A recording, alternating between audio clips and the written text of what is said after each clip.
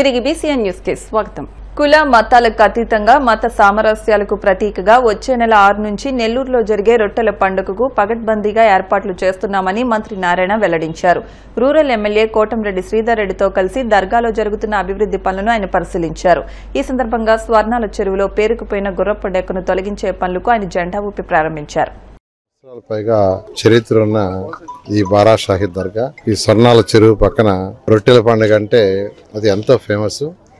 ఒక నెల్లూరు కార్పొరేషను లాంటి నెల్లూరు జిల్లానే కాకుండా పక్క జిల్లాలే కాకుండా అనేక రాష్ట్రాల నుంచి అనేక దేశ విదేశాల నుంచి భక్తులు వస్తారు.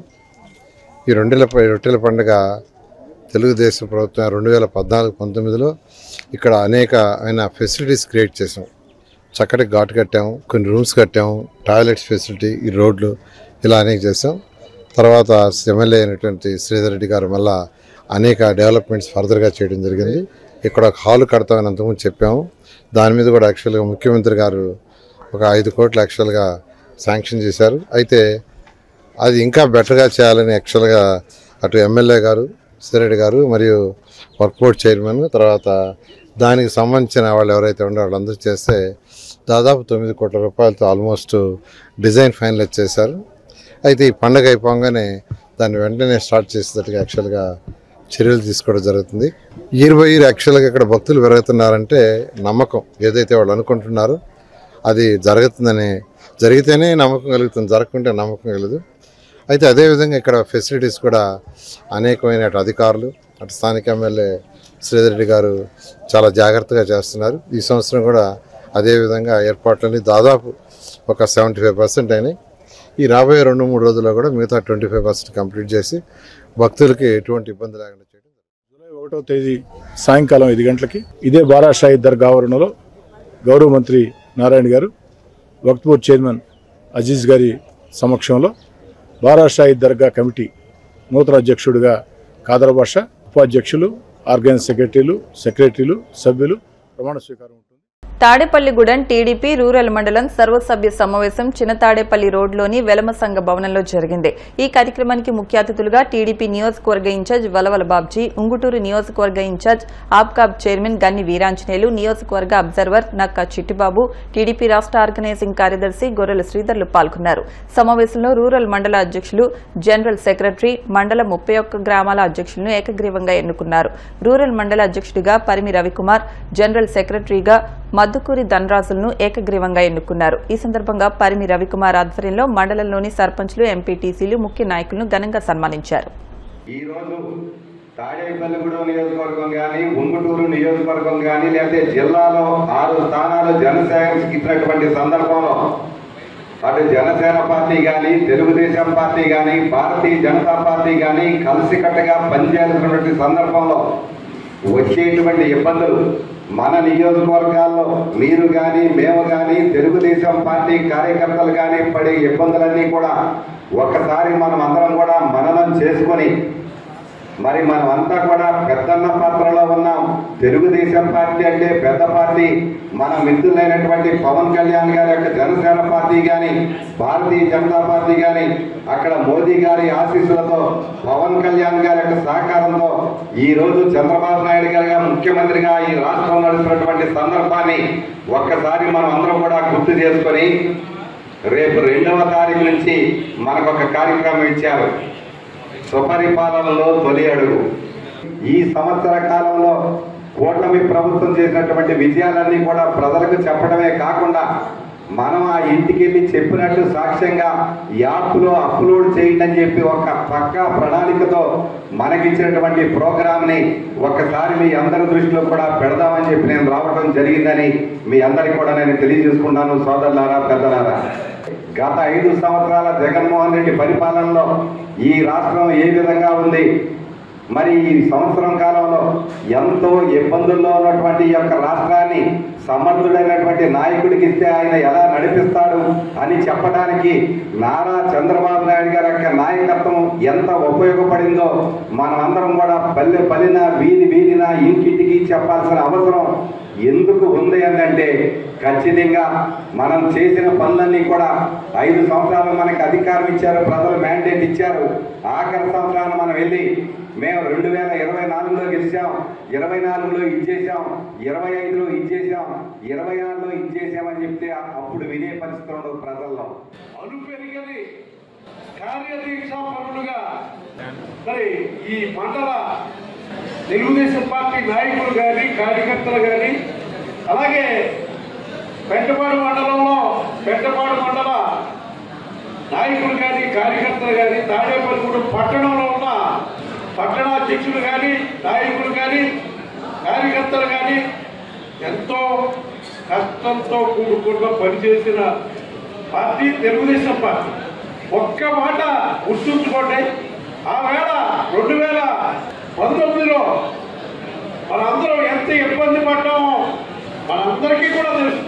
ధర్నా చేద్దామంటే అవసరస్తులు ఇచ్చేవాడు, ఏదో ఒక కొవ్వొత్తులు ర్యాలీ చేద్దామంటే ఇబ్బందులు పెట్టే పరిస్థితులు ఆ వేళ నెలకొల్పుకున్న రోజుల్లో ఒక్క నాయకుడు అయినా సరే అధికారంలో ఉన్న పార్టీ ఎప్పటి వెళ్ళిపోతానని చెప్పి ఈ తాడేపల్లిగూడెం నియోజకవర్గంలో వెళ్ళిపోయిన నాయకులు ఎవరైనా వేళ్ల మీద లెక్కెట్టుకోవచ్చు. అంతేగాని వేలాది మంది తెలుగుదేశం పార్టీ నాయకులు కార్యకర్తలు ఉన్న ఆ రోజున ఎలా ఉన్నారో అధికారం వచ్చిన తర్వాత ఈవేళ కూడా అందరూ అలాగే ఉన్నారు. గతంలో అయితే తెలుగుదేశం పార్టీకి 100% పదవులు ఉండే పరిస్థితి ఉంది. ఈవేళ కూటమి ఏర్పడిన తర్వాత 50%. ఆ 50%లో కూడా ఒక్కొక్కసారి మనల్ని మనం కుదించుకోవాల్సిన పరిస్థితులు ఏర్పడతా ఉన్నాయి. కొన్నిసార్లు ఇబ్బంది పడుతున్నాం, కొన్నిసార్లు అధిష్టానంతో చెప్పుకుంటున్నాం. ఏమున్నా సర్దుకుని వెళ్ళిపోయే మనస్తత్వంతో ఈ తెలుగుదేశం పార్టీ. కడప జిల్లా ప్రొద్దుటూరు మున్సిపల్ చైర్మన్ భీమునపల్లి లక్ష్మీదేవి అధ్యక్షతన స్థానిక మున్సిపల్ కౌన్సిల్ హాల్లో జరిగిన సాధారణ సర్వసభ్య సమావేశం రసభాసగా ముగిసింది. ఆరోపణలు ప్రత్యారోపణల నడుమ వైసీపీ టీడీపీ కౌన్సిలర్లు గతంలో జరిగిన మున్సిపల్ కాంట్రాక్టు వర్కులపై సవాళ్లు ప్రతిసవాళ్లు విసురుకున్నారు. వైస్ చైర్మన్ రెడ్డి, 4వ ward councillor Varikuti Obul Reddy, TDP councillor శివజ్యోతుల నడుమ మాటల పరంపర కొనసాగింది.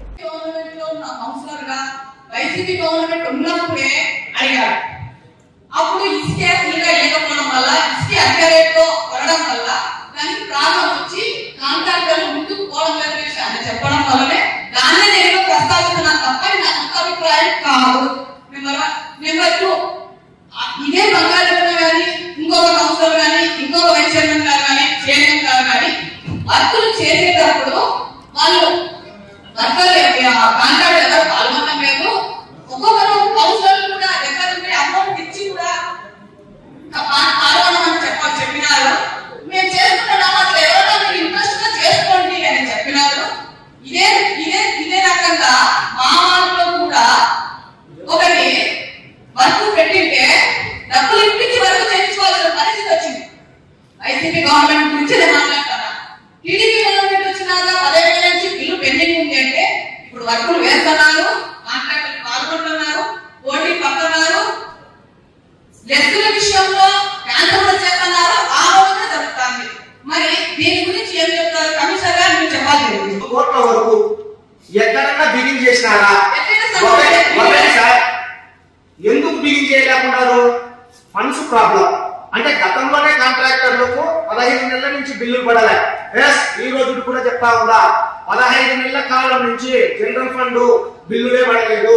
10 ఉంటే 10 లక్షలు 5 లక్షలు ఎప్పుడో ఒక 30 లక్షల రూపాయలు మాత్రమే పడినాయి.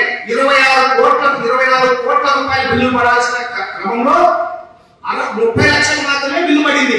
అది పడినాక ఎట్లా పడినట్టు 24 కోట్ల రూపాయలు మున్సిపాలిటీ నుంచి కాంట్రాక్టర్లకు డబ్బులు రావాల్సినది 30 లక్షలు పడింది. 24 కోట్లు ఎక్కడ, 30 లక్షలు ఎక్కడ? మనం సమర్థిస్తే ఎట్లా? మనం కాంట్రాక్టర్లు బాధపడుతున్నారు. దాంట్లో మీ వాళ్ళు ఉన్నారు, మా వాళ్ళు ఉన్నారు, అందరూ ఉన్నారు. మీ బట్ట ఉన్నారు, నా బంధువులు కానీ నా స్నేహితులు కానీ కాంట్రాక్టర్ ఉన్నారు. వాళ్ళందరితో చేపించాం. ఈ రోజు మా ఇంటికాడికి వచ్చి అడుగుతున్నాం, ఏంటన్నా నువ్వు ప్రజలు పెట్టావు చేసినాము అని చెప్పేసి. అంతెందుకు మా ఇడుండేటోళ్ళు ప్రతి ఒక్కరు ఇడుండే లిఫ్ట్ ఎక్కుతున్నారు, దిగుతున్నారు. మిగతా చోట్ల టౌన్ అంతా రోడ్డు బేసిన చోట నడుపుతున్నారో లేదో తెలియదు. కానీ మనం సెంటర్ పాయింట్ ఇదే లిఫ్ట్ కట్టి ఈ పొద్దుకి 15 నెలల నుంచి బిల్లు ఇంతవరకు రాలేదు. 10 రూపాయలు. అది కూడా ఏంటి నష్టంతో చేశాం. 4,000 రూపాయలు నష్టంతో మా కాంట్రాక్టర్ చేశారు. ప్రభాకర్ రెడ్డి అనే కాంట్రాక్టర్ చేశాడు. మనం చెప్పింది బలవంతం మీద చేసినాడు. ఎక్కేదానికి బదువుగా ఉంది బా, నువ్వు చేయంటే చేపించిన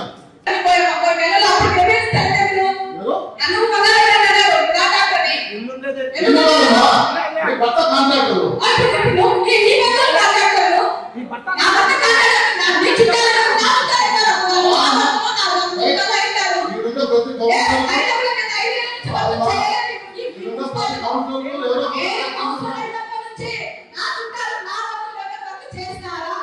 వార్తలు ముగించే ముందు ముఖ్యాంశాలు మరొకసారి.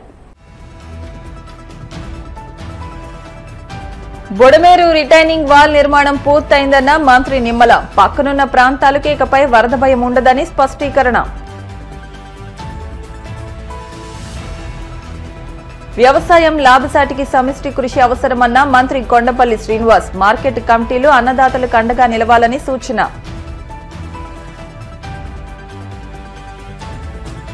బదిలీల పేరుతో కూటమి సర్కారు ఉద్యోగులపై వేధింపులకు పాల్పడుతోంది. YCP employees and pensioners wing రాష్ట్ర అధ్యక్షుడు నలమారు చంద్రశేఖర్ రెడ్డి ఆగ్రహం.